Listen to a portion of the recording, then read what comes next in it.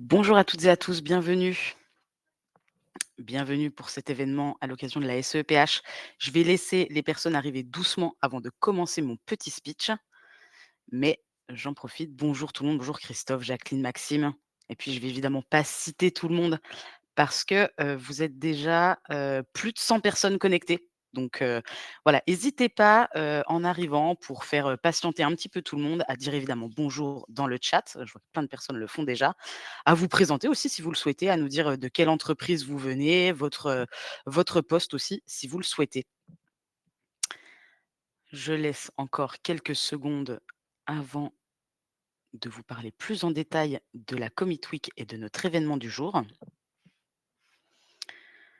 Bonjour Julien, bonjour Isabelle, bonjour à toutes et à tous et bienvenue. Je suis désolée, on souhaitait vous partager un petit peu de musique pour vous faire attendre dans une ambiance un petit peu plus, chaleureuse, mais je ne peux pas partager et ma présentation et de la musique malheureusement. Bonjour Valérie, chargée de mission chez Servier, merci à vous de votre présentation. Super, on a plein de personnes qui se présentent. Trop bien, n'hésitez pas à suivre l'exemple de Valérie, Émilie et Christophe qui nous disent, d'où ils viennent, de quelle entreprise et on a Christophe qui est notamment un ambianceur RSE. Ça, j'adore ce poste-là. On a Aurore qui nous demande si un replay sera disponible. Tout à fait. À l'instant où l'événement se terminera, le replay sera généré et vous recevrez dans la journée un email qui vous repartage ce replay. Et donc, je vais, commencer par quelques mots d'introduction. Pourquoi je fais ces quelques mots d'introduction? C'est notamment, pour, vous faire patienter en attendant que Anaëlle, qui est l'intervenante que je vous présenterai dans quelques minutes, arrive puisqu'elle a fini un événement, lié à la SEPH juste avant, qui était censé se terminer à midi. Donc on lui laissait quelques secondes, quelques minutes pour arriver. Et donc ça me permet de lancer cette petite introduction. Voilà, je vois que vous êtes déjà près de 200 quasiment, donc je vais pouvoir me lancer. Alors, si vous êtes là aujourd'hui, il y a probablement 2 raisons qui peuvent vous avoir attiré, puisqu'il y a 2 grands événements cette semaine. Le premier qui est au niveau national, donc je vais lui faire, l'honneur évidemment, c'est, la Semaine européenne pour l'emploi des personnes handicapées, qui a lieu donc tous les ans à cette même période et qui permet, de mettre en avant une thématique qui est, très chère à Commit, qui est l'inclusion des personnes en situation de handicap. Et donc depuis plusieurs années, à cette occasion, on organise un événement de sensibilisation qui peut prendre diverses formes et diverses thématiques bien évidemment. Cette année, on vous présente un événement autour des handicaps invisibles, j'en parlerai juste après. Et puis évidemment le deuxième événement de cette semaine, je pense qu'un certain nombre d'entre vous sont présents, en lien avec ça, c'est évidemment la Commit Week. La Commit Week qui, comme vous le voyez en bas, est une semaine qui est, organisée par Commit, pour faire face aux défis et aux vents contraires et surtout préparer ensemble, on va dire sur une notion plus, concrète, préparer ensemble l'engagement sociétal de 2026. Donc je vois qu'il y a quelqu'un qui me dit: «Comment incruster la musique?» Je me sens vieille du coup. Oui effectivement, c'est juste je suis pas propriétaire de la présentation, mais la prochaine fois je le saurai. Donc, l'événement d'hier a déjà eu lieu. Évidemment, nous sommes, à la partie, midi handicap invisible, mieux comprendre pour mieux agir du mardi 18. Mais il y a encore des événements les mercredis 19 et jeudi 20. Donc n'hésitez pas à aller vous inscrire. On vous repartagera dans le chat, le lien vers, les différents formulaires d'inscription pour participer aux événements des jours qui viennent. Donc, ah bah super, on a Héloïse qui nous a partagé le lien de la Commit Week, toujours prête à répondre. Merci Hélo. Voilà, donc j'ai fait cette petite présentation, donc n'hésitez pas à aller vous inscrire aux événements de mercredi et jeudi. Et on continue maintenant, on va passer vraiment à l'événement. Alors, je crois qu'Anaël n'est pas encore arrivée. J'espère que ça ne va pas tarder parce que je n'ai plus beaucoup de slides à présenter pour l'attendre. Mais donc j'en profite pour vous présenter les intervenantes. Alors je mens un petit peu parce qu'en réalité, mon intervention va se limiter à, ce qu'on va dire là, enfin ce que je vais dire là en introduction et ce que j'ai déjà dit et puis, un tout petit mot de conclusion à la fin. Mais la véritable intervenante, c'est Anaëlle Marzelière qui est la cofondatrice du média Petite Mue et donc, Anaëlle, elle vous présentera évidemment un petit peu plus en détail Petite Mue dans le courant de cette, conférence. Voilà, donc vous avez la présentation des 2 intervenantes et dernier point et pas des moindres, Peut-être, que c'est je vois qu'Anaël s'est connectée, c'est le timing pouvait pas être mieux. Donc Anaël, je présente juste, les outils du webinaire et après, on est d'accord, je te laisse reprendre la main Aucun souci. sur la présentation. Trop cool. Donc, les outils du webinaire. Peut-être que c'est la première fois pour certains, certaines d'entre vous que vous vous connectez à Livestorm. Il y a 3 manières d'interagir sur Livestorm. Donc il y a évidemment l'onglet chat. J'ai l'impression que, vu le nombre de messages, a priori, vous avez compris comment ça fonctionnait et à quoi ça servait. Mais l'idée, c'est que vous puissiez l'utiliser principalement pour échanger et rendre le webinaire un petit peu plus vivant, tout au long de la session. Ensuite, vous avez un onglet questions. Comme son nom l'indique de manière relativement transparente, l'onglet questions va vous servir à poser vos questions. Donc, ça sert pas à grand chose de poser vos questions dans le chat parce que vous le voyez, ça descend et ça défile assez vite, donc on risque de passer à côté. Anaëlle le présentera également. Il y a un autre outil dans lequel vous allez pouvoir poser des questions. Elle le présentera, juste après. Vous allez pouvoir, avoir l'occasion de l'utiliser et enfin, dernier onglet, c'est l'onglet sondage. Donc tout au long de l'événement, nous, on va déclencher des petits sondages qui sont en réalité des petites questions, soit de culture générale, soit pour, voilà, essayer de rendre, pareil, l'événement toujours un petit peu plus vivant. Et donc vous le verrez, ils apparaîtront dans votre onglet sondage et je pense que me concernant, j'ai fait le tour. Et donc, Anaël, ce que je fais, c'est que moi, je vais quitter la présentation. Je vais te laisser prendre le relais pour partager ton écran. Et puis, bah, je vous souhaite à toutes et à tous un très bon événement et à tout à l'heure en fin de session pour ma part. Super, merci beaucoup. Est-ce que vous voyez bien mon écran? Est-ce que j'ai pu reprendre la main? Ouais, c'est tout bon. OK, super. Alors, je vous partage. Hop,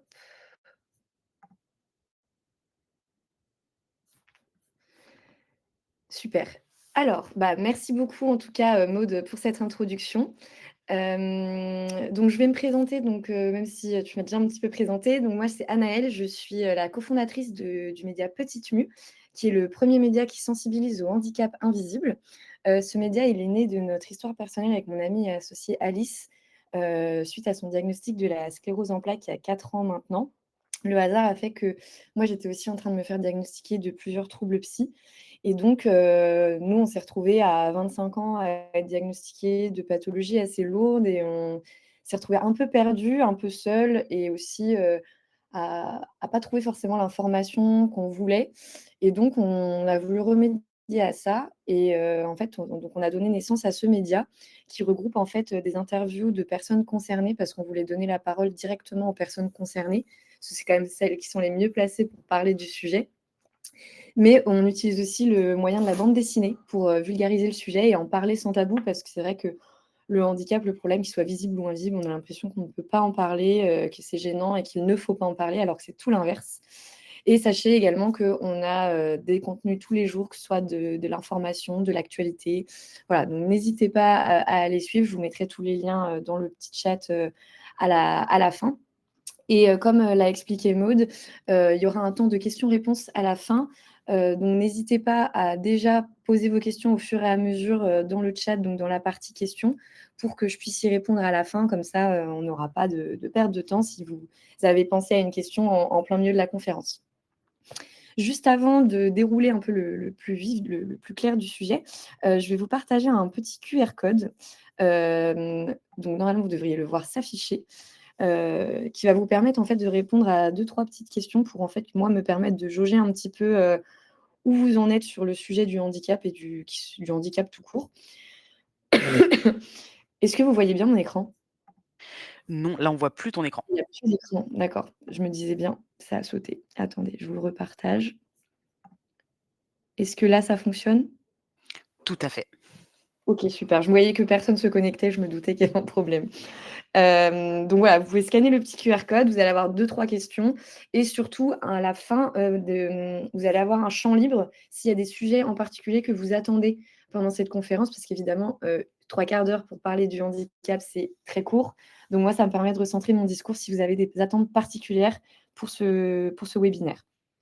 Alors je vois que ça se connecte, je laisse encore 30 secondes. Ah, il y a du monde du coup, je me rends compte qu'il y a du monde.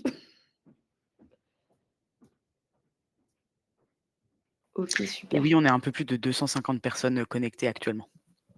Bah, je vois que ça il y a beaucoup de j'aime. Je vais passer à la slide suivante. Sachez d'ailleurs qu'il y aura le même système à la fin de la conférence pour que vous puissiez aussi poser vos questions en anonyme si vous ne souhaitez pas les poser dans le chat. Donc, vous pourrez réavoir accès à ce QR code, sans le rescanner. Vous retournez juste sur le navigateur que vous avez utilisé. Donc voilà. Alors, première question, c'est de savoir déjà, est-ce que vous avez déjà suivi une sensibilisation sur le handicap? Vous allez voir en direct du coup, comment ça se dispatche. Ça aussi, c'est très ludique, on aime beaucoup. OK, c'est très dispatché, c'est plutôt équilibré.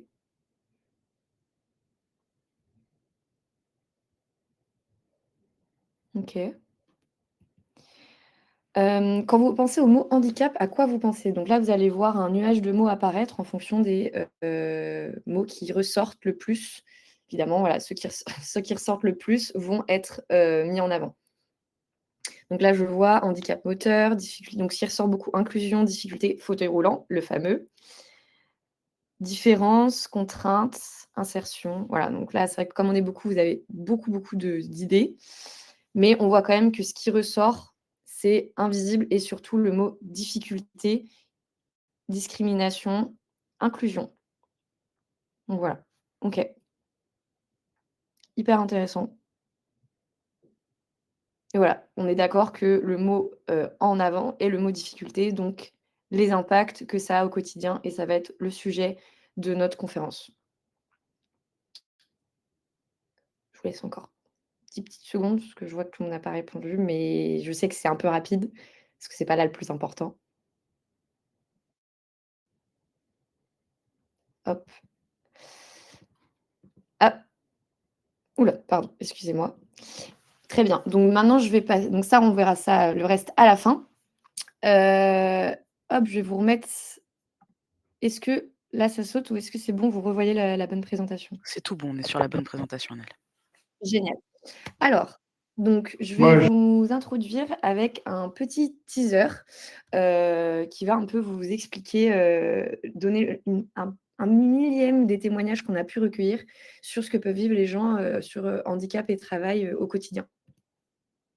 moi, je pensais que j'allais vivre jusqu'à 80 ans, mais non. Le handicap, c'est pas tous les jours pareil. La maladie, ça part dans tous les sens. Chacun a ses souffrances et elles sont propres à tout un chacun. Et parfois, quand on parle au médecin, on a l'impression que le mot douleur, bah, c'est juste un mot. On saute pas les fils parce qu'on a la flemme. On ne demande pas de vous lever des chaises parce qu'on on a la flemme. Il y a énormément de jeunes qui souffrent de maladies, d'handicap. On doit constamment se justifier. On perd énormément de personnes, autour de soi parce que, on ne nous croit pas, tout simplement. C'est important d'en parler et d'informer les gens. Informez-vous, ne restez pas dans l'ignorance. Je pense que c'est justement en écoutant un maximum de témoignages des personnes concernées qui parlent avec leurs mots de ce qu'elles vivent que le grand public pourra réellement comprendre. Il faut laisser les personnes, parler de leur maladie parce que c'est nous qui la vivons et on ne peut pas laisser les autres parler à notre place. Il ne faut pas avoir honte d'exprimer ce qu'on ressent. Que personne ne doit avoir honte de dévoiler un handicap. Il ne faut pas que la maladie, ça soit elle qui gagne. Essayer de vivre au mieux avec, même si c'est pas facile. C'est la galère, être handicapé, franchement, il n'y a pas d'autre mot, c'est 100% de galère. Peut-être que demain ce sera vous, peut-être que demain ce sera un de vos proches. N'importe qui dans sa vie peut vivre une difficulté. Essayez de vous entourer, demander de l'aide. Finalement, la stigmatisation de l'hôpital psychiatrique, elle profite à personne. L'hôpital psychiatrique n'est pas une prison, quoi. Au niveau professionnel, ça a été très très compliqué. Ils m'ont dit que je ne retravaillerai jamais.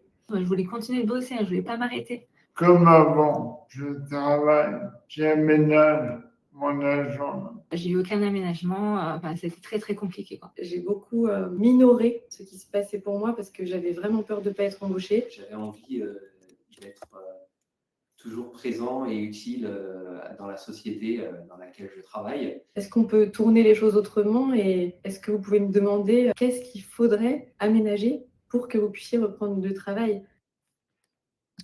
Donc voilà, donc depuis tout à l'heure, je parle de handicap invisible, je ne fais que parler de ça.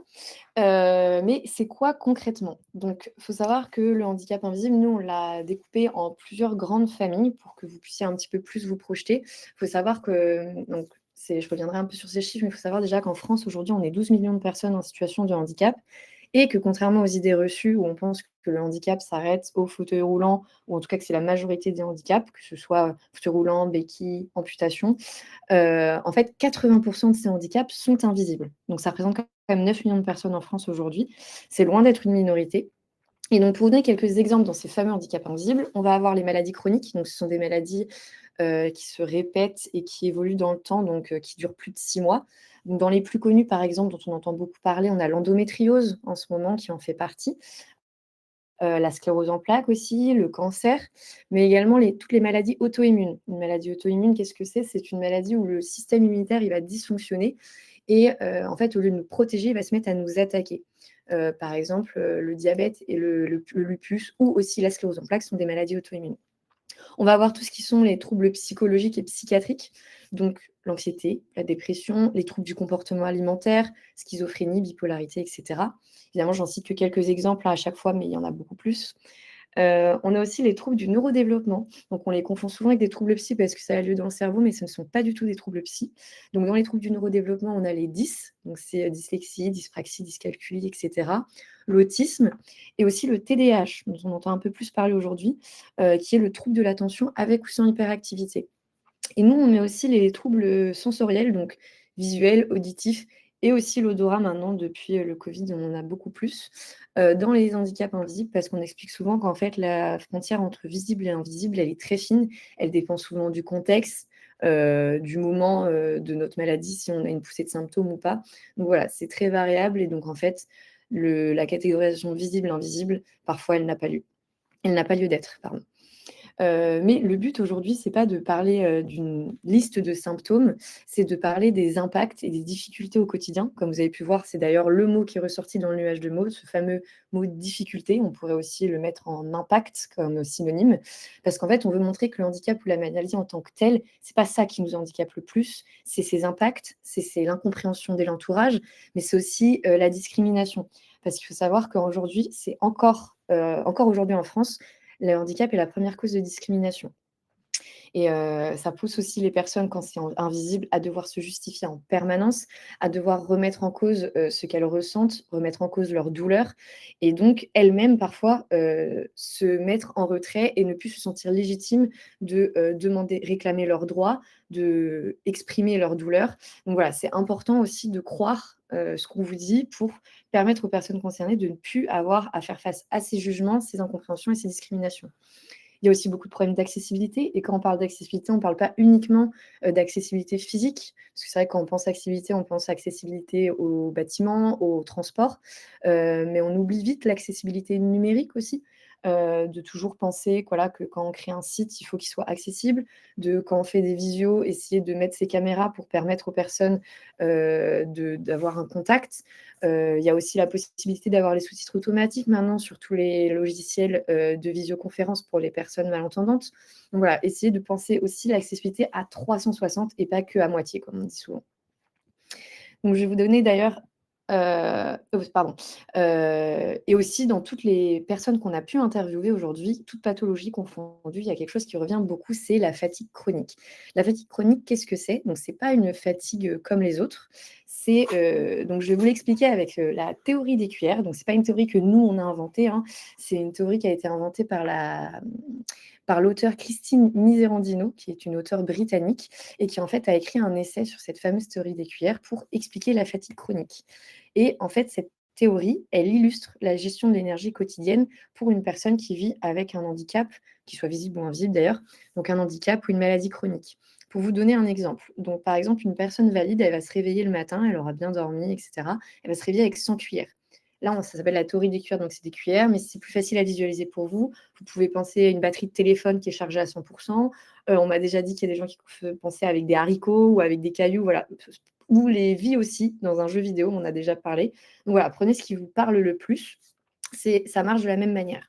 Et donc, pour une personne qui a une maladie chronique, elle va se lever le matin et en fait, elle commencera déjà sa journée qu'avec 48 cuillères, même si elle a eu la même nuit, le même repos, la même récupération qu'une personne valide. Et en plus de ça, chaque activité de sa journée va lui consommer des cuillères. Donc, des cuillères, des haricots, des vies, voilà ce que vous voulez. Et en plus, c'est qu'elle va lui consommer plus de cuillères que chez une personne valide. Donc, comme je vous explique, chaque activité du quotidien va consommer ce certain nombre de cuillères. Et en plus, en fonction de la personne, ça va varier. C'est-à-dire que si vous avez 2 personnes, par exemple, je ne sais pas, 2 personnes, qui sont, autistes, qui, du coup, utilisent, des cuillères, au fur et à mesure de la journée, elles ne vont pas les utiliser au même endroit. Par exemple, peut-être qu'une, ça fatiguera plus de prendre le métro que l'autre d'avoir des interactions sociales. Voilà, donc c'est aussi ne pas faire de généralité, que chaque personne est différente, même si elles ont la même pathologie ou le même handicap. Et la difficulté, c'est que du coup, chaque matin, une personne en situation de handicap va se réveiller et va devoir en fait déjà choisir qu'est-ce qu'elle va devoir privilégier dans sa journée. Et le problème, c'est que souvent, bah, elle privilégie le travail, les transports et va se retrouver à devoir délaisser ses activités hors personnelles. C'est parfois sa famille, parfois ses amis. Et donc, se retrouver aussi, c'est aussi pour ça d'ailleurs que beaucoup de personnes en situation de handicap se retrouvent isolées. Parce que, bah, au bout d'un moment, de refuser les sorties entre amis, les sorties en famille, parce qu'on est trop épuisé, bah, on ne nous invite plus. Et donc, en fait, on se retrouve isolé malgré nous à cause de cette fameuse fatigue chronique. D'où l'importance pour les proches de comprendre et essayer de se mettre à la place, de la personne concernée.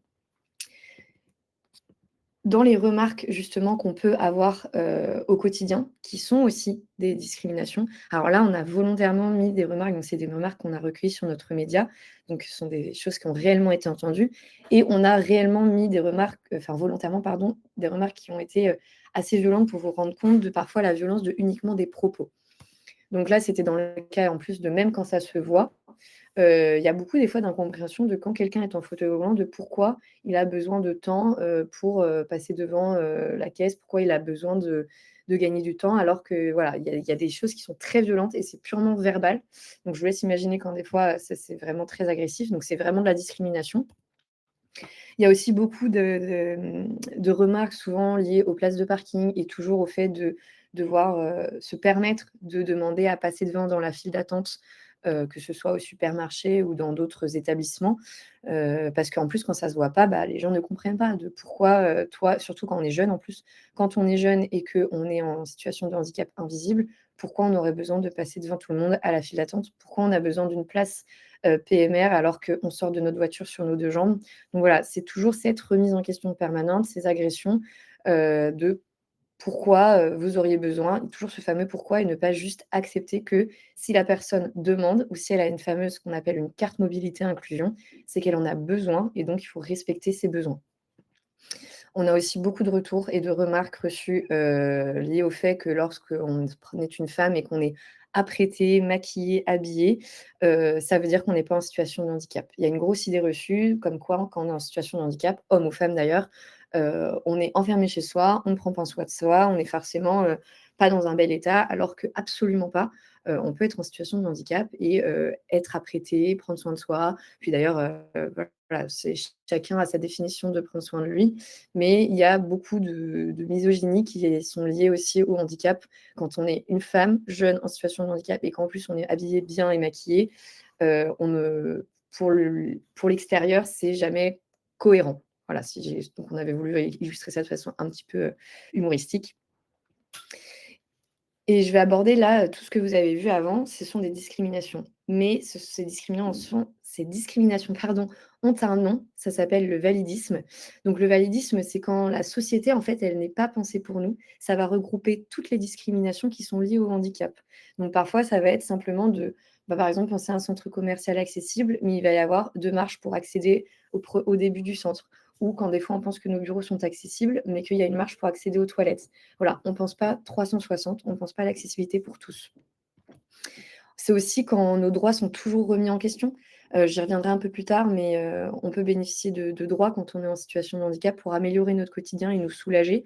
Sauf que, bah, c'est très long à obtenir. C'est pour ça que quand je vous parlais tout à l'heure de la carte mobilité inclusion, si on l'a, c'est qu'on en a besoin parce qu'en plus, elle n'est pas facile à obtenir. Donc voilà, de toujours essayer de respecter, parce que déjà même dans l'administration, nos droits sont remis en question en permanence. Et aussi, c'est quand on décide à notre place. Je ne répéterai jamais assez, mais qu'il faut toujours demander plutôt que supposer, poser des questions plutôt que penser à la place d'eux. Parce qu'en fait, on part souvent du principe que si on est en situation de handicap, on a forcément besoin d'aide ou on va forcément pas y arriver, ce qui n'est absolument pas le cas. Par exemple, là, on l'a illustré parce que c'est souvent le cas chez les personnes malvoyantes. On a eu beaucoup de témoignages sur les personnes malvoyantes qui se déplacent dans la rue ou dans les transports. En fait, ça part d'une très bonne intention, hein, mais c'est malheureusement maladroit. Mais en fait, les gens les alpaguent en pensant forcément qu'ils vont avoir besoin d'aide pour trouver leur chemin, alors qu'ils n'ont rien demandé et qu'eux n'ont pas forcément besoin de cette aide. On a la même chose aussi chez les personnes en fauteuil roulant, où des personnes vont se mettre à pousser leur fauteuil sans qu'ils aient rien demandé. Donc voilà, c'est important de demander au lieu de supposer, parce que c'est pas parce qu'on est en situation de handicap qu'on a forcément besoin d'aide. Et enfin, aussi, tout simplement, faut savoir que le validisme, cette norme, elle a aussi été créée parce qu'en fait, la société, elle a été créée par des personnes valides, pour des personnes valides. Et donc, en fait, on a complètement oublié tout un pan de la population. Et donc, c'est juste oublier en permanence qu'on existe, qu'on fait partie de la société. Et sachez qu'en fait, ça ne concerne pas une minorité de personnes. Il faut savoir qu'il y a une personne sur deux au cours de sa vie qui sera confrontée à une situation de handicap de manière ponctuelle ou définitive. Donc en fait, que ce soit vous ou vos proches, vous allez être concernés par le sujet. Donc c'est important aussi de se prendre en compte, de nous prendre en compte, dès le début, de se sensibiliser, de participer à des événements comme celui-là pour pouvoir avoir les bons mots, avoir déjà un début d'information sur le sujet. Et là, donc, ce sont des remarques qui ont été prises purement dans le cadre professionnel, donc le fameux tu as de la chance, tu as du télétravail, les petits pics déguisés sous forme d'humour de tu prends l'ascenseur pour un étage, toi au moins tu peux partir plus tôt. Il y a beaucoup cet amalgame que les aménagements qu'une personne en situation de handicap a sur son lieu de travail sont vus comme des avantages. Je donne souvent cet exemple que vous n'allez jamais être jaloux de quelqu'un qui a des lunettes. Si vous avez des lunettes, si vous en avez besoin pour lire, vous en avez besoin, c'est un aménagement dont vous avez besoin pour lire comme quelqu'un de valide. Et pourtant, vous n'allez pas lui dire « tu as de la chance, tu as des lunettes ». Eh bien, quelqu'un qui a des aménagements au travail, donc oui, le télétravail en fait partie, l'aménagement des horaires en font partie, c'est qu'il en a besoin pour avoir la même qualité de vie au travail que vous. Donc voilà, c'est important de respecter cela et de ne pas faire cet amalgame parce que ça continue de faire culpabiliser en permanence les personnes concernées. Donc, je vais vous montrer là un petit extrait du témoignage de Rose, qui elle est sourde et justement parle un peu de ce regard et de cette incompréhension parfois de l'extérieur. J'ai beaucoup d'incompréhension. C'est pas tellement des gens malveillants. C'est plus, par exemple, des questionnements. Voilà, ça, j'en ai des milliers. La question qui me revient le plus souvent, c'est pourquoi tu es sourde et tu parles? Et ils se disent, mais elle parle comme n'importe qui, comment c'est possible? Mais t'es pas sourd, tu mens. Déjà, sourd et muet, ça n'existe pas. Aucun sourd n'est muet à proprement parler par la surdité. C'est juste que le cerveau, il connaît pas le son, il a jamais entendu de son. Donc forcément, c'est beaucoup plus dur d'émettre une voix, de poser la voix, de faire des syllabes, etc. De moins parler ou d'utiliser la langue des signes parce que c'est beaucoup plus simple. Je pense que c'est plus du manque de sensibilisation dans la vie aussi, hein, dans la vie de tous les jours. Si jamais mes appareils ne se voyaient plus, ce serait très compliqué. Donc Rose m'a permis une excellente transition vers les idées reçues. J'en ai quand même cité quelques-unes, mais là je vais en déconstruire 4 principales avec vous qu'on a pu recueillir toutes pathologies confondues. Donc elles sont très généralistes parce que le but c'est aussi de parler au plus grand nombre. Donc la première, je vais y aller rapidement, mais c'est de comprendre vraiment que c'est parce que l'handicap est invisible qu'il n'existe pas. Je sais qu'on a toujours l'impression d'avoir besoin de voir la douleur pour la croire, mais malheureusement la plupart des douleurs sont invisibles et se passent à l'intérieur. Je vais d'ailleurs vous partager le témoignage de Laura qui, elle, a vécu justement le avant-après. Donc le regard quand elle était en situation de handicap visible et le regard quand elle était en situation de handicap invisible et a vu un peu cette transition. Je commence vraiment à avoir envie de parler de ça parce que j'ai envie que la société comprenne de plus en plus ce qu'est le handicap invisible, aussi surtout le regard des autres, de ne pas juger. En fait, il y a plein de choses qui sont encore méconnues, que les gens ne savent pas, ne comprennent pas, et j'ai envie de devenir un peu plus vocale là-dessus. Je suis sortie de mon fauteuil, je crois que j'ai arrêté d'utiliser le fauteuil genre en janvier et fin de Cannes, peut-être en février, etc. Enfin bref, en tout, il y a eu 6 mois de handicap visible. Il faut savoir que le déni, j'y suis restée pendant quand même très très longtemps. Quand j'étais en fauteuil, par exemple, effectivement, ce regard de pitié ou de mal-être, effectivement, il y a pas mal de pitié, surtout que j'avais 19 ans. Donc, toute jeune en fauteuil, il y a beaucoup d'interrogations, voilà, le regard. Et ça, c'est quelque chose qui persiste aujourd'hui, mais sous une autre forme, effectivement. Parce que quand tu as ta carte handicap, que tu demandes une place dans les transports et qu'on te regarde à cet âge-là, comment tu peux avoir un souci physique? Ça, je trouve que c'est quelque chose qui reste un petit peu sur la lignée. L'autre cliché qu'on a beaucoup et qu'en fait on ne pense pas quand on ne le vit pas, c'est tout ce qui touche au traitement. En fait, on oublie souvent que derrière une maladie ou un handicap, il y a aussi un traitement, et parfois on pense qu'une fois qu'on a trouvé notre traitement, ça y est, tout va bien, on peut vivre normalement et reprendre notre vie comme si de rien n'était. Alors malheureusement, la réalité, c'est beaucoup plus complexe. Déjà, il faut savoir qu'il y a beaucoup de personnes qui souffrent d'errance médicale. Donc l'errance médicale, c'est quand on met énormément de temps à trouver de quoi on souffre. Par exemple, pour vous donner une fourchette, alors là je vais donner 2 exemples, mais évidemment il y en a bien plus. Le trouble psychiatrique, la bipolarité, ça met à peu près 10 ans à être diagnostiqué. L'endométriose, alors aujourd'hui ça s'améliore, je crois qu'on est rendu à 7 ans d'errance médicale, parce que du coup on en parle beaucoup plus et qu'il y a beaucoup plus de médecins formés. Mais voilà, ce sont des années, on parle d'années d'errance, et donc ça prend beaucoup de temps de trouver ce qu'on a et de quoi on souffre. Et une fois qu'on l'a trouvé, il faut aussi trouver le traitement qui nous convient. Parfois, ce sont des traitements qui sont lourds, qui sont pas à prendre à la légère. La gestion, de la charge mentale aussi, des ordonnances, des rendez-vous médicaux, qui sont aussi d'ailleurs, gérés par les parents quand il s'agit d'un enfant. Donc je reviendrai sur les aidants. Mais voilà, donc la charge du traitement est très lourde au quotidien et en plus de ça, il y a tout l'aspect effet secondaire aussi qu'on oublie. J'entends par là que quand on prend un traitement qui améliore notre quotidien et qui, on va dire, supprime nos symptômes avec de gros guillemets, en fait, parfois, il va en créer de nouveaux, qu'on n'avait pas avant et donc c'est ça qu'on appelle ces fameux effets secondaires. C'est dû à la prise de ce traitement et donc c'est où placer le curseur de améliorer mon quotidien sans créer, d'effets secondaires trop violents. Donc voilà, et ça prend du temps aussi et ça a des impacts et surtout, il faut savoir que quand on a un traitement qui nous convient, c'est pas parce qui nous convient à un moment T, qui nous conviendra toute notre vie. Le corps a un métabolisme qui change, il y a les hormones, chez les femmes, il y a les grossesses, et cetera. Donc voilà, les traitements évoluent et des fois, on doit recommencer pour trouver des traitements qui nous conviennent parce qu'à un autre moment de notre vie, il ne nous conviendra plus. Je vais d'ailleurs laisser la parole à Coralie qui a un diabète et qui nous parle du sujet. En fait, j'ai appris mon diabète de type 1 à l'âge de 9 ans. Et en fait, c'est la famille qui a impacté et c'était mes parents qui géraient ça. Ma mère me dit il faut faire des piqûres avant de manger. Bon, bah, très bien, je comprends pas trop pourquoi. Et puis, voilà, quand on est enfant, on n'a pas la vision long terme. On se dit que ça va passer. Et en fait, j'arrive à l'adolescence et je m'installe dans un joyeux déni. Donc, ça veut dire bah, je me pique sans trop savoir combien d'unités il faut faire. Donc, comme je vous expliquais que l'insuline est la clé qui fait rentrer le sucre dans les organes, bah moi j'étais en permanence en hyperglycémie parce que je voulais à tout prix éviter une hypoglycémie. Donc c'est quand le taux de sucre est faible dans le sang et en fait ça veut dire on arrête tout et on se resucre. On tremble, des sueurs. Enfin cette situation-là je voulais pas du tout la vivre, donc je passais ma vie en hyperglycémie en étant ado, jusqu'au jour où aux portes de mon rêve, donc en études supérieures, je me rends compte, je fais un malaise. Et je me dis, mais je peux pas continuer comme ça, c'est pas possible. En fait, il faut que je prenne soin de mon corps et donc de ce diabète, ce foutu diabète, pour avancer et pour accéder, parce que j'ai pas fini ce que je voulais faire, quoi. Et j'ai toujours pas fini d'ailleurs. Et là, je me rends compte, psychologiquement parlant, ça a été un désastre parce que je me rends compte ce que veut dire gérer un diabète de type 1 au quotidien. Et à 20 ans, je suis en dépression alors que je pars en Erasmus. Et donc, j'ai dû me faire suivre par une psychothérapeute en Angleterre, une psychothérapie en anglais parce que je ne pouvais plus sortir de mon lit. Enfin, je faisais que pleurer. J'avais la maladie qui avait pris le dessus, mais complètement. J'avais peur de tout. J'avais peur de vivre.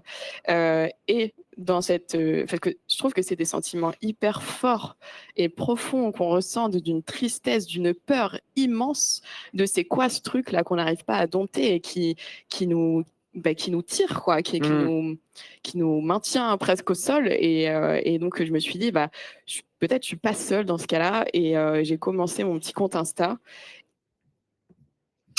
Alors ensuite, le cliché qui revient aussi beaucoup, c'est le fait que le handicap est permanent, forcément. Et quand j'entends permanent, c'est qu'on pense que les symptômes sont les mêmes tous les jours. Il y a beaucoup d'incompréhension du près des proches et des collègues de ne pas comprendre pourquoi hier tu allais bien et aujourd'hui tu es en arrêt de travail, ça paraît pas logique. Donc là, j'ai évidemment illustré ça de façon très exagérée en partant de lundi, elle est capable de faire un footing alors que mercredi, elle se déplace avec une béquille, vendredi, elle a des effets secondaires donc elle peut plus se concentrer et dimanche, elle est carrément clouée au lit. Donc évidemment, c'est extrapolé, mais l'idée derrière ça, c'est de montrer et d'expliquer qu'en fait, une maladie, c'est pas la même tous les jours. C'est fluctuant, les symptômes aussi, des fois, n'en font malheureusement qu'à leur tête. On peut avoir donc ce que j'appelle des poussées, donc c'est des poussées de symptômes ou des rechutes si vous préférez, sans qu'on nous ait prévenus, ça arrive sans crier gare et donc c'est toujours très compliqué pour l'entourage de comprendre. Faut savoir que c'est indépendant de notre volonté et qu'en fait, nous aussi on les vit et nous aussi on essaye de faire en sorte de vivre avec tous les jours et je donne souvent l'exemple pour que ce soit un peu plus parlant de la dépression par exemple, où on a un peu cette idée reçue que quand on est en dépression, on est triste tous les jours, on pleure tous les jours dans notre lit, on est incapable de rien faire. On avait eu des retours par exemple de remarques qu'on avait pu dire de: «Ah bah tu viens d'exploser de rire, ça veut dire que tu es plus en dépression». Non, malheureusement, c'est plus complexe et j'ai envie de dire aussi, heureusement que quand on est en dépression, il y a des jours où ça va, il y a des jours où on peut rire et où on se sent bien. C'est beaucoup plus complexe que ça et donc de pas se limiter à si tu n'as plus de symptômes, ça y est, ça veut dire que tu es «guéri» entre gros guillemets. Donc voilà, c'est important de bien intégrer ça pour ne pas remettre en cause à chaque fois une personne que si elle va bien, ça veut dire que ça y est, elle est guérie. Et d'ailleurs, pour faire une transition là-dessus, donc ce cliché-là va par contre concerner que les cas de pathologie ou de handicap qui se soignent. Donc par exemple, c'est le fameux «je suis guéri, donc tout va bien». Je vais donner l'exemple des cancers qui se soignent où, bah, dans l'imaginaire, c'est voilà, on nous annonce qu'on a un cancer, on va prendre un traitement, chimio, radiothérapie et ça y est, à la fin, c'est fini, on va nous annoncer qu'on est guéri, enfin en fait qu'on est en rémission et on pense qu'on peut reprendre notre vie comme si de rien n'était et que tout va bien. La réalité, elle est beaucoup plus complexe que ça. C'est qu'en fait, quand tout s'arrête et ben ça prend du temps de se reconstruire. L'état psychologique, il est vraiment pas à minimiser. L'état physique aussi, on a eu beaucoup d'impact sur le corps et donc c'est pour ça que c'est très important de préparer le retour au travail après un long arrêt. Donc je dis c'était le cancer, mais ça peut être d'autres cas, hein, et que faut pas penser que ça y est, tout est beau, tout est rose, et qu'on peut reprendre comme si de rien n'était. Ça prend beaucoup de temps de se réinsérer dans notre vie, même dans ce qu'on veut aussi, parce que parfois on a changé de façon de penser. Je vais vous donner d'ailleurs le témoignage de Delphine qui en parle très bien. Quand on est dans un parcours aussi dense, et c'est pas que le cancer en fait, quand on est vraiment dans un parcours dense de la maladie, peu importe la maladie, donc on est fait de plein de facettes. On peut avoir une facette amoureuse, une facette aventurière, une facette romantique, une facette bonne maman gâteau, une facette businesswoman, une facette un peu roqueuse. Quand on est malade, souvent on axe toute notre vie sur la facette guerrière, la facette infirmière, mais tout est axé autour de ça. Et quand on sort de cette maladie, on n'a plus nourri toutes les autres facettes. Et on se dit, ben merde, mais qui est-ce que j'ai envie de réinviter à la barre? Quelle facette est-ce que j'ai envie de nourrir? Et c'est ça la difficulté aussi de se retrouver une nouvelle vie, de renourrir les autres facettes et de sortir de l'infirmière et la guerrière, de s'ouvrir de nouveau à la vie et nourrir les autres facettes. Donc quelques chiffres, d'ailleurs n'hésitez pas à aller répondre au sondage parce qu'il y a des Maud et Lisa posent des questions dans le sondage pour pouvoir, un peu avoir vos retours et vos participations sur, si les éléments qui sont donnés dans cette conférence. Donc j'ai déjà cité certains chiffres, donc les fameux 12 millions et les 80%. Faut savoir aussi que, comme je disais, il y a 85% des handicaps qui surviennent au cours de la vie également. On pense que le handicap, c'est forcément de naissance, alors que dans la majorité des cas, c'est de la vie. Donc ça peut être pas forcément, ça peut être lié à un accident, mais ça peut aussi être lié juste à l'évolution de nous. Voilà, on peut arriver à avoir la sclérose en plaques, ça arrive au cours de la vie, c'est pas lié à un accident. Et c'est un exemple parmi tant d'autres. Faut savoir aussi qu'il y a 3,1 millions de personnes qui disposent d'une RQTH, du coup, donc cette fameuse reconnaissance de qualité de travailleur handicapé. Il faut aussi savoir que ce chiffre est bien en dessous de la réalité parce qu'en fait, ce sont les personnes qui l'ont et qui en plus l'ont obtenu.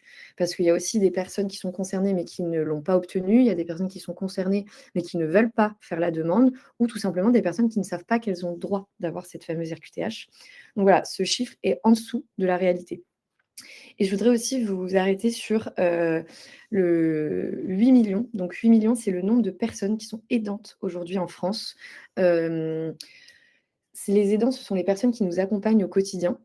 Et il faut savoir qu'il y a, sur ces 8 millions, il y en a 500 000 jeunes qui accompagnent et qui sont aidants de leurs proches. Donc souvent, c'est aidants de leurs parents ou de leurs frères et sœurs. Donc je vais faire un petit aparté, sur les aidants parce qu'on en parle très peu et eux sont encore plus invisibles que nous. Faut savoir que l'aidance peut prendre plusieurs formes. Ça peut être une aidance financière, ça peut être une aidance dans les tâches du quotidien, mais ça peut aussi être, l'aidance, sous forme de soutien émotionnel et psychologique et souvent, c'est même celui-là qui est mis en avant qu'en fait, c'est le soutien et la présence au quotidien et du fameux, «je te crois» qui, des fois, aide et nous permet de vivre avec le handicap et la maladie sans culpabiliser parce qu'on sait qu'on a nos proches qui sont là, pour nous soutenir. Donc je vais vous laisser, avec le témoignage de Juliette qui, elle, est fille d'un père bipolaire. C'est Ah. J'ai 26 ans, je travaille dans les enfants, d'un père bipolaire, considère, accompagnante peut-être. J'ai trouvé beaucoup de poids, dans le fait d'aider. J'ai honnêtement passé 20 ans.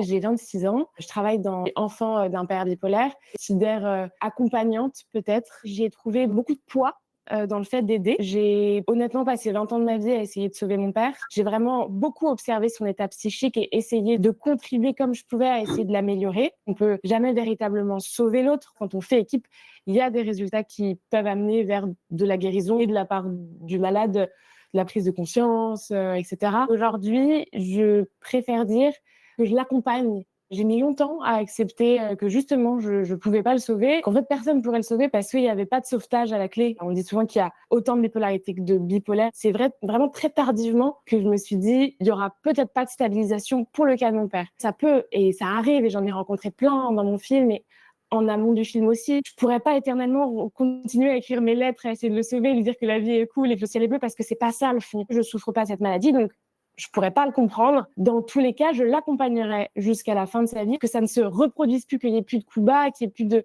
tentatives de suicide. Voilà, elle aborde vraiment le rapport d'accompagnement et pas de sauvetage, parce qu'il faut savoir que les aidants, eux aussi, se sentent encore plus invisibles que les personnes concernées parce qu'ils se sentent illégitimes de parler du sujet, parce qu'ils ne sont pas porteurs directement de la maladie et en plus se sentent impuissants. Donc ils ont beaucoup de mal à en parler, que ce soit, à leurs proches ou à leur entourage, alors qu'eux aussi vivent la maladie avec nous au quotidien, et éprouvent du coup aussi des difficultés à concilier leur vie pro et perso, et leur rôle d'aidant. D'ailleurs, il faut savoir qu'il existe des statuts d'aidant pour aussi bénéficier d'aménagements. Il existe des statuts administratifs et des statuts au travail, mais qui ne sont pas obligatoires, pour les entreprises comme l'est la RQTH. Et donc cette fameuse RQTH, comment on l'obtient? Donc pour rappel, c'est la reconnaissance qualité de travailleur handicapé qui vous permet d'obtenir des aménagements et un accompagnement sur, votre lieu de travail pour, vous permettre de ne plus surcompenser votre handicap. Donc comment on l'obtient? Il faut d'abord aller voir votre médecin traitant ou votre médecin spécialiste pour obtenir un certificat médical qui sera à joindre à, votre demande donc de RQTH. Ensuite, vous allez sur le site de la MDPH, donc qui est la Maison départementale des personnes handicapées, et vous remplissez le formulaire. Tout est en ligne, ça se fait de manière beaucoup plus simple qu'avant aujourd'hui. Et une fois que tout est complété et que vous avez tous les documents aussi annexes à joindre complets, vous l'envoyez à cette fameuse MDPH. Et petite précision, vous devez l'envoyer à la MDPH de l'endroit où vous résidez, pas de l'endroit où vous travaillez, parce que c'est vrai que des fois, on ne travaille plus forcément dans le département où on vit. Donc, c'est important que c'est par rapport à votre lieu où vous résidez. Et donc, vous faites tout ça en ligne. Et pour une petite information, on met à peu près 6 mois à 1 an à obtenir une RQTH parce que c'est très, très long. Donc, c'est pour ça qu'on préconise souvent de se lancer dans les démarches quand ça va encore bien, que la maladie ou le handicap n'a pas encore trop d'impact au quotidien, parce que ça vous permet en fait que le jour où ça ne va pas, ça y est, votre RQTH, vous l'avez, vous pouvez aller en parler, vous pouvez demander vos aménagements à votre mission handicap. Sachez aussi que si vous n'osez pas la faire parce que vous avez peur que votre employeur soit au courant, c'est totalement confidentiel. Vous pouvez faire votre RQTH sans que votre employeur le sache. Après, par contre, si vous souhaitez, si ça ne vous dérange pas que votre employeur soit au courant, il peut aussi vous aider à monter votre dossier ou simplement vous accompagner pour vous donner les contacts si vous avez besoin d'aide sur le sujet.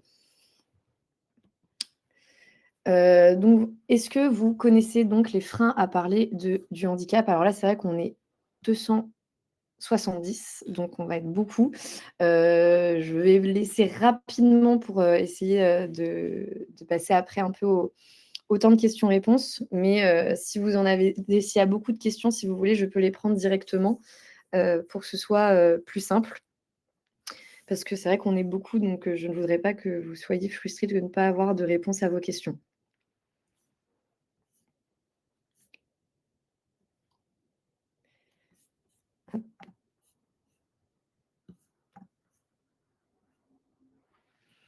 sais pas si tu as accès au chat, Anaëlle, mais il y a des personnes qui sont en train de taper leurs questions. Ok. Enfin, pas leurs questions, mais leur. Oui, la réponse à. Alors oui, la peur du jugement, la lourdeur administrative, bah, effectivement, déjà, pour le jugement, c'est je l'ai dit plusieurs fois, mais la discrimination, la peur que vos collègues changent de manière de se comporter avec vous, ce sont des choses qui reviennent énormément. Voilà, de penser qu'on sera moins capable ou que, vos collègues vont vous regarder avec plus de pitié ou, vous pensez que vous êtes super courageux. Voilà, il y a aussi il y a à la fois le côté misérabilisme, mais il y a aussi le côté héroïque qui ressort beaucoup. On l'a beaucoup vu avec les athlètes paralympiques. Donc voilà, il y a jamais cet entre-deux de, quelqu'un en situation de handicap peut avoir une vie, lambda et être considéré comme tout le monde. Donc c'est pour ça que les mots ont leur importance.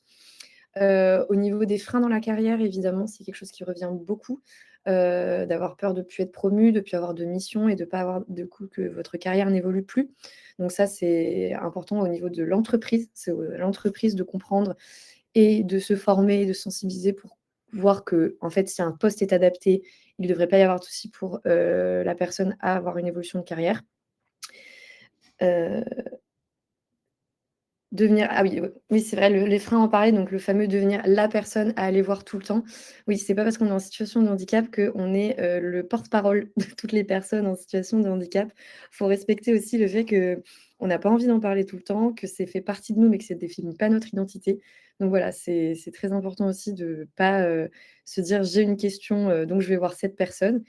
Nous, on préconise, on est plus pour poser des questions, mais si vous voulez poser une question et que la personne ne veut pas vous répondre ou juste on a marre ou ne veut pas parler du sujet, il faut respecter aussi que, on n'a pas envie d'en parler tout le temps. Donc voilà. Voilà, être obligé de se justifier, c'est des choses qu'on a déjà dit. Voilà,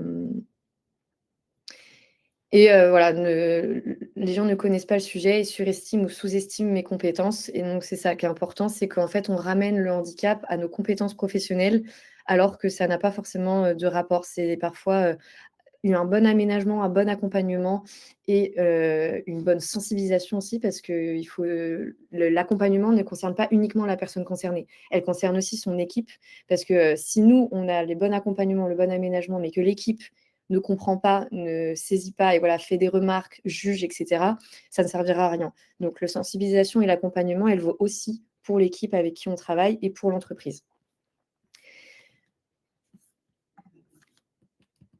Je vais laisser du coup le témoignage de Clara qui en parle très bien de pourquoi c'est important de communiquer, parce qu'en fait une incompréhension peut vite arriver sur, voilà une incompréhension d'une mauvaise sensibilisation de l'équipe ou en tout cas de l'entreprise.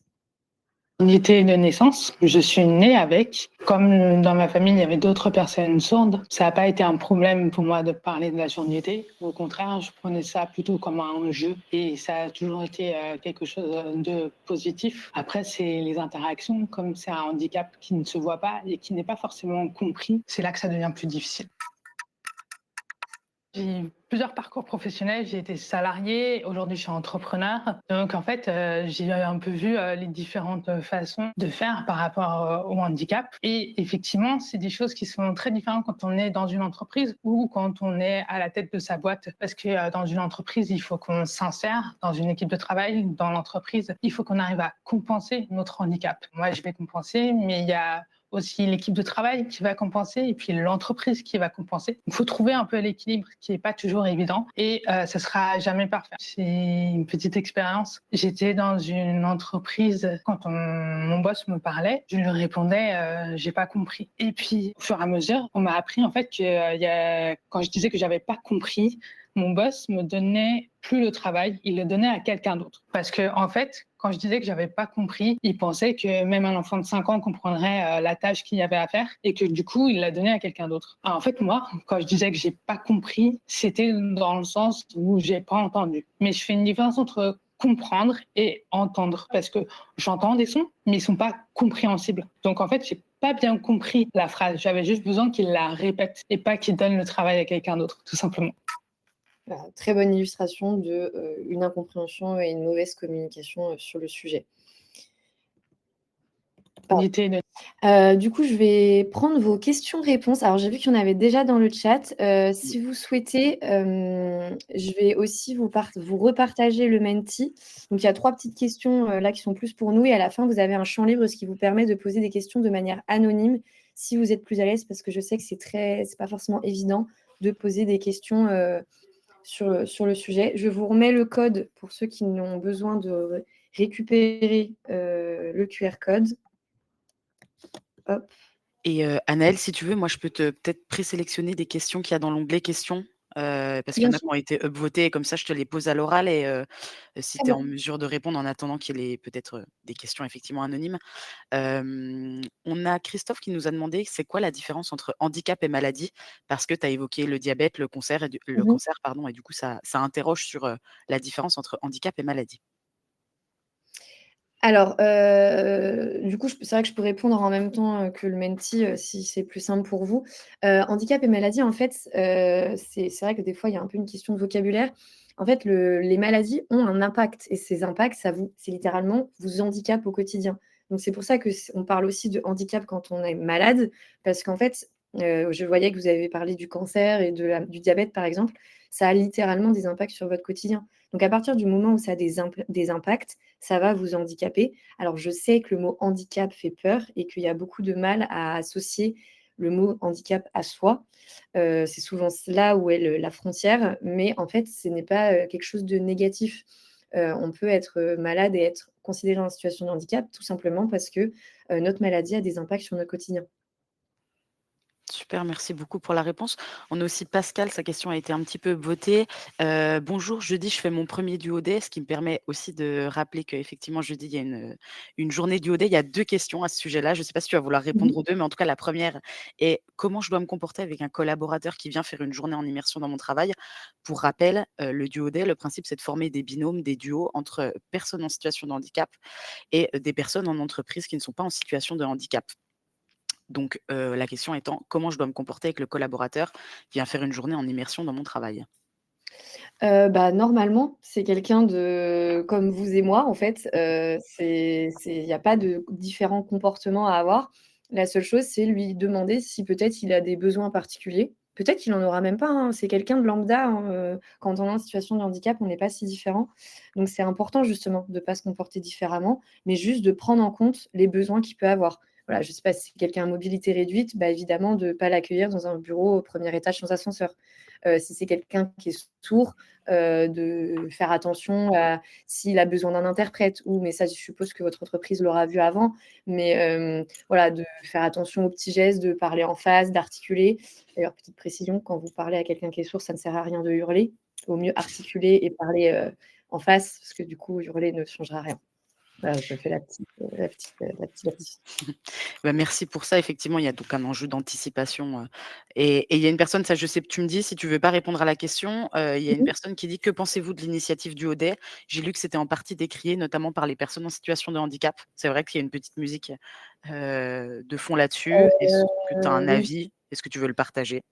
Alors, j'ai un avis personnel, mais du coup, j'avoue que là, pour le coup, je me OK. permettrai pas de le partager parce que je suis pas là pour ça.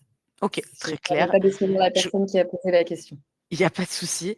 Il y a Maxime qui nous demandait: «Est-ce que la RQTH marche pardon pour les acouphènes? Je trouve des informations contradictoires sur internet». Est-ce que tu as l'information ou pas? Alors, la RQTH, il y a aussi vrai sujet, des fois, il y a des personnes qui ont les mêmes maladies ou handicaps et qui n'ont pas il y en a qui l'ont et d'autres qui l'ont pas. Là, je vais être transparente avec vous, ça dépend aussi de qui gère votre dossier. Sur le principe, en fait, quand vous demandez une RQTH, c'est qu'il faut, avoir des impacts sur votre quotidien professionnel. Si vous avez des acouphènes, par exemple, mais que ça n'a pas d'impact sur votre quotidien professionnel, je grossis le trait, mais ils ne vont pas considérer de pourquoi vous avez besoin, quelle est l'utilité de vous donner RQTH. Parce que la RQTH est vraiment pour le professionnel.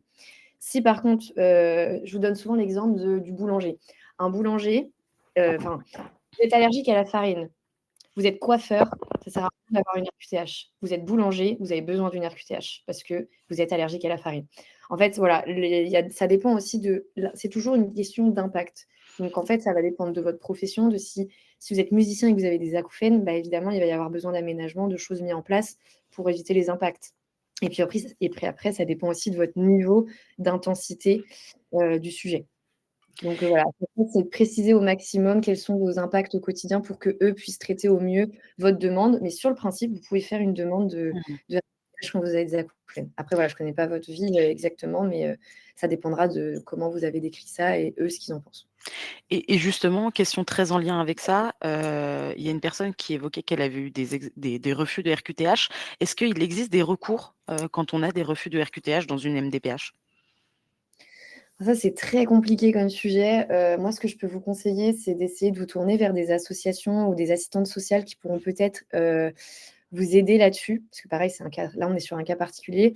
Pour essayer de comprendre ce qui se passe. Est-ce que c'est le certificat du médecin qui n'a pas été assez clair? Est-ce que c'est vous qui n'avez peut-être pas été assez clair sur les impacts? Ou c'est la MDPH qui a mal fait son travail? Malheureusement, ça peut arriver. Voilà, en tout cas, de vous tourner vers des assistantes ou des associations, qui pourront peut-être vous aider soit à le re-remplir, soit à comprendre le pourquoi du comment.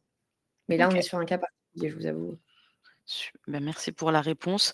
Peut-être, il y a 2 questions autour de ça. Alors, je pense que ça demanderait une réponse très longue et en fait, on en a déjà parlé aussi dans le cadre de la présentation. Mais il y a des gens qui disent comment en fait on peut accélérer un petit peu la prise de conscience chez les collègues, comment créer un climat de confiance auprès des collaborateurs pour favoriser justement, alors je pense le climat de confiance, mais favoriser aussi le fait de faire les demandes de RQTH quand c'est possible. Qu'est-ce que tu conseillerais? Pour les collègues, favoriser le climat, c'est des actions de sensibilisation, c'est de voilà, comme vous êtes là aujourd'hui, en fait, c'est de s'intéresser et s'informer parce que c'est un peu la base, parce qu'on ne peut pas comprendre quelque chose qu'on ne connaît pas. Alors quand je dis comprendre, c'est comprendre les impacts, hein. Ça sert à rien de comprendre une maladie. Vous avez pas besoin on vous demande pas d'être médecin. On vous demande juste de comprendre les impacts et les besoins d'une personne. Si elle vous dit qu'elle est en situation de handicap, c'est pareil. Ne pas chercher forcément à savoir, de quoi, qu'est-ce que c'est exactement. Ça vous apportera pas forcément quelque chose d'avoir le nom de la pathologie. Donc ouais, on commence par la sensibilisation de base. Donc vous pouvez le faire même à votre échelle en dehors du travail. Ça peut aussi passer par les formations des managers, des personnes, de l'entreprise, voilà, pour comprendre quels sont les bons gestes, les bons réflexes à avoir. Et vous, en tant que personne concernée, si vous avez besoin d'accompagnement, de vous tourner vers votre mission handicap, vers vos RH, pour avoir, des réponses à vos questions. Sachez que c'est totalement confidentiel. Si vous ne vous sentez pas à l'aise avec votre service, handicap ou juste parce que vous ne le connaissez pas encore assez, vous pouvez aussi prendre rendez-vous avec la médecine du travail, sans forcément passer vers votre entreprise. C'est 100 confidentiel et ils sont aussi là pour ça. Vous n'avez pas besoin d'attendre votre rendez-vous, de tous les 5 ans, pour prendre rendez-vous avec la médecine du travail. OK. Je vois que l'heure avance. Je sais pas si j'ai répondu à toute la partie de la question. Si, c'est pas de souci. Il y a une question effectivement sur un ton plus léger de Christophe qui demande: «Pourquoi le nom Petite Mue?» Ah! Le nom Petite Mue, c'était, parce que, à la base, c'était, le mu de auto-immune, parce que du coup, la sclérose en plaques est une maladie auto-immune et en fait, quand on a élargi le média à toute à tout handicap, c'était le mu du rapport à la mutation et un peu à la mue du serpent. Oui, je sais qu'on l'a écrit sans E, mais c'est le rapport à l'évolution et à tout ça, qui nous permet en fait, de traduire cela. Trop chouette et j'en profite pour rebondir aussi sur un point de Delphine qui demande si vous intervenez aussi dans les entreprises et là, peut-être, je te laisse faire, cette micro promo. Effectivement, je crois que vous intervenez, dans les entreprises. Je pense que tu es contente que je te lance la balle, Oui, là-dessus. oui, on intervient dans toutes les entreprises, hein. Il y a pas on intervient même dans les écoles. Alors un peu moins parce qu'on essaye de le faire bénévolement, mais sur le principe, on intervient dans toutes les entreprises partout en France. Donc nous, on est là, on fait de la visio, du présentiel et on fait tout type de prestations. Ça va de la conférence aux BD, aux expositions. Enfin voilà, nous, on est vraiment là pour sensibiliser de manière la plus variée possible pour trouver ce qui vous correspond le plus en termes de sensibilisation, parce qu'il y en a qui préfèrent écouter, d'autres qui préfèrent voir. Ça dépend, ce qui marche le plus. OK et j'ai pas mal monopolisé avec les questions du chat. Je ne sais pas s'il y a eu des questions anonymes sur lesquelles toi, tu souhaites rebondir? Que tu as eu dans le menti? Alors, en fait, il y a eu un problème avec mon menti, donc j'ai pas pu avoir les questions anonymes. Je suis vraiment désolée pour ça, je sais pas pourquoi. Mais c'est vrai que de toute façon, en fait, il y a eu beaucoup, beaucoup de questions, donc Oui, je oui. me dis qu'il n'y a même pas besoin de les Oui, anonymes. tout à fait. Et du coup, donc, pour, clôturer un petit peu ça, donc je vois que toi, tu es en train de partager pas mal de liens. On en a partagé aussi beaucoup, dans le chat. Donc à tous les participants, participantes, normalement dans le chat, vous avez accès à tous les liens utiles, qui suivent, cette conférence. Est-ce que, Anaëlle, tu veux, un mot de conclusion avant que je fasse le petit mot de conclusion sur la Commit Week? Est-ce que tu souhaites ajouter quelque chose ou pas? Bah, je voudrais vous remercier d'être venu parce que je sais que des fois ça peut faire un peu peur et on a peur de se dire que c'est un sujet lourd et pas fun, mais en tout cas, c'est toujours hyper important et nous, on en parle de façon aussi, très drôle, hein. Nos BD sont aussi basés sur de l'humour. Donc voilà, ce qu'il faut retenir, je pense, c'est aussi que c'est pas parce qu'on n'en parle pas que ça n'existe pas. Donc c'est important d'en parler, d'ouvrir le dialogue sur le sujet parce que, autour de vous, vous avez forcément quelqu'un qui est concerné et que vous ne le savez peut-être pas. Donc, c'est important de vous-même vous sensibiliser pour être, présent si la personne un jour se sent à l'aise de vous en parler. Eh ben, merci beaucoup Anaëlle, pour cette présentation. Je pense que c'était, très inspirant. Je vois que le chat, se remplit de merci, merci beaucoup. Enfin, voilà, je ne vais pas, tous les dire, mais toutes les variations de merci, sont présentes, dans le chat.